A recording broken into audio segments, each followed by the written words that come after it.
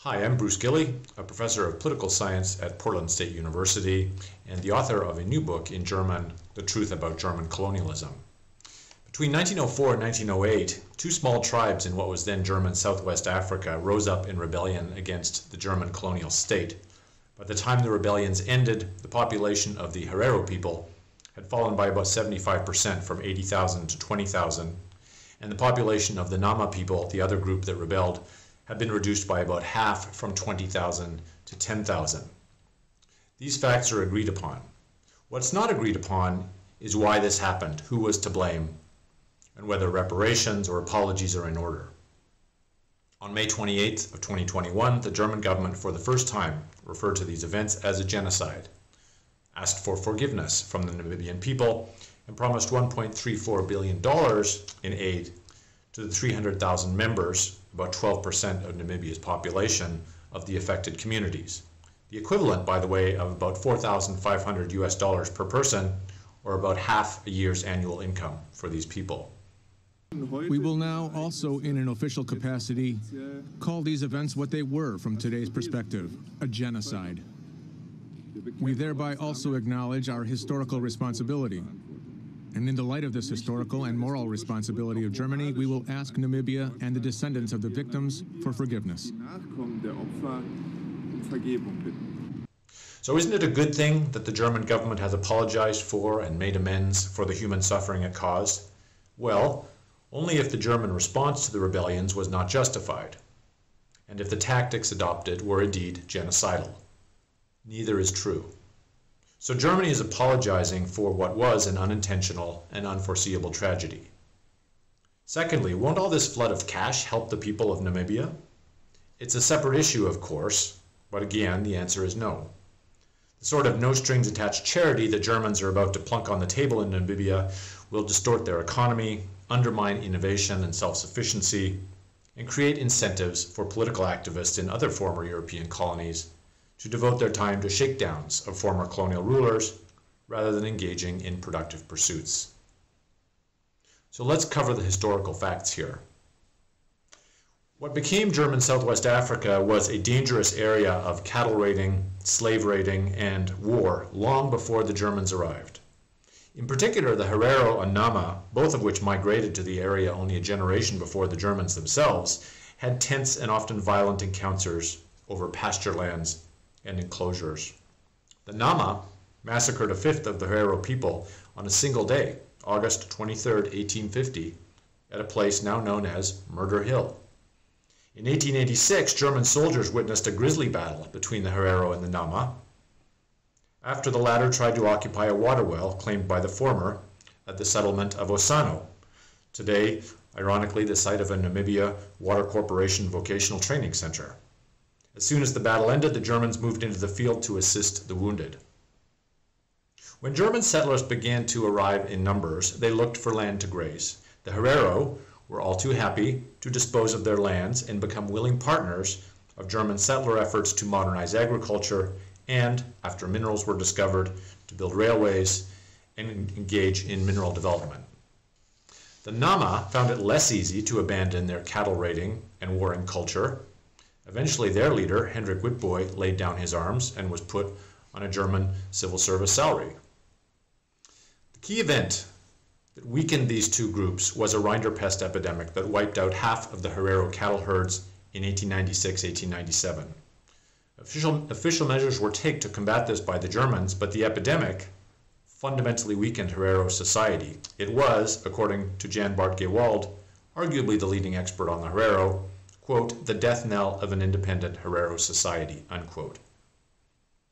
At first, German colonial rule seemed to be easing this transition from cattle raiding and nomadic land stealing to settlement and agricultural work. Samuel Maharero, the Herero leader, was educated at a German missionary school. He was helped into power among the Herero by German forces and negotiated better and better conditions for land and labor rates. The same mediating role was played by Nama leader Witbooi. The German governor from 1898, Theodor Lutwein, worked with both Maharero and Witbooi to restrain land grabs by settlers and to protect native communities. Problems arose at first when German settlers wanted faster land acquisition. and Berlin pressed the German government to allow it.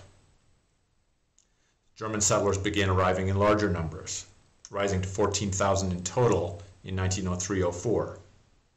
Samuel Herrero, by this time, was an alcoholic, and his deputies took it upon themselves to sell Herrero land in short order, lining their pockets in the process. This led to disgruntlement. Herrero was losing control of his people, and he rallied them to argue that the Germans were the cause of their woes. In late 1903, when the Germans were in the south restoring order, rebels rose up, attacked ranches and farms and mission stations, cut telegraph lines and railway lines. The major massacres carried out by the Herero in January 1904 included wanton destruction not just of German settlers, but also of farms and infrastructure. These were not wars of defense, but wars of annihilation by the Herero against the German settlers. The German response was predictably forceful and uncompromising. Into this emergent rebellion, Berlin sent a war-hardened outsider to restore order. General Lothar von Trotha was sent by the Kaiser against the advice of the Chancellor, the Minister of War, and the Director of the Colonial Department. By his order, the Herero were told to leave the colony for neighboring British Bechuanaland, now Botswana, where they'd been allowed to settle by the local chief since 1896. Witbooi, the Nama leader, might have remained peaceful, but an itinerant African preacher came along and convinced him that the Herero defeat by Lothar von Trotha was a sign from God, that he could rise up. He took up arms against all odds, was shot in a skirmish, and died from his gunshot wound. The Nama surrendered in 1907 on pain of a similar order of exile.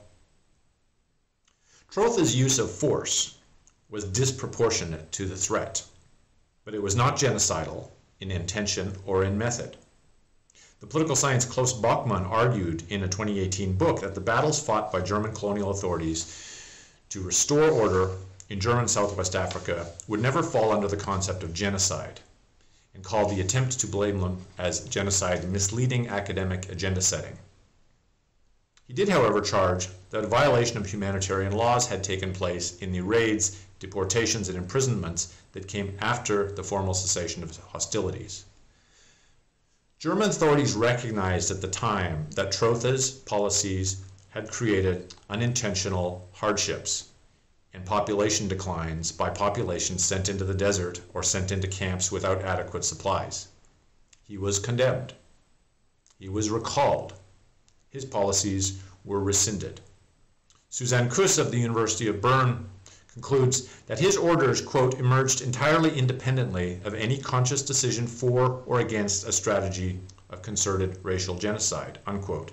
Trotha, she argues, quote, did not intend to bring about a situation in which the Herero would be subject to a slow death through adverse natural conditions, unquote.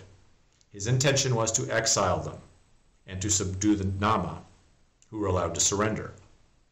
Genocide requires both an intention and a decision to wipe out a group, neither of which existed in these cases. The conflict with the Herero and Nama was a tragedy for all parties.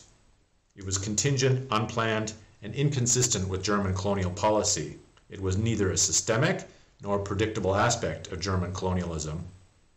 And it was bad for German colonialism, which quickly lost control of this colony to forces from South Africa at the outbreak of World War I in 1914. When Samuel Maherero died in 1923, the Herero held a German-style military funeral for him and declared themselves to be loyal to Germany and Germans through and through.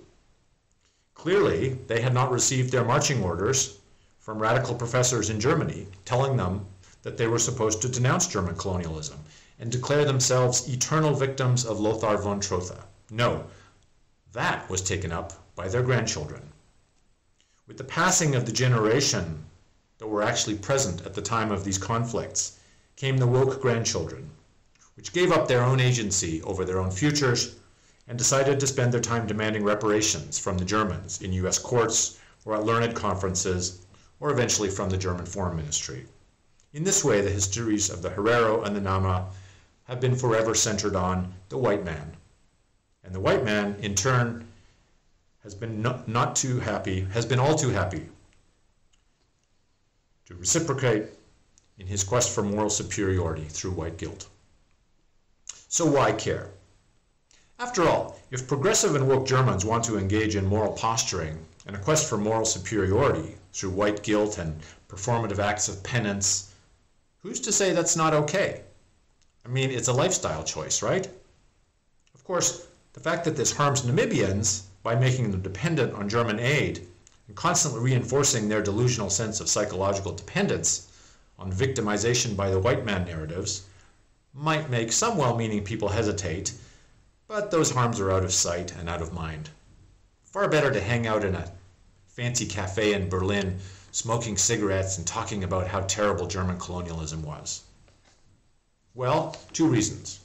First of all, historical truth matters. We cannot live with lies. And the German apology for alleged genocide is based on, at best, a distortion, and at worst, a lie. Living with lies is wrong.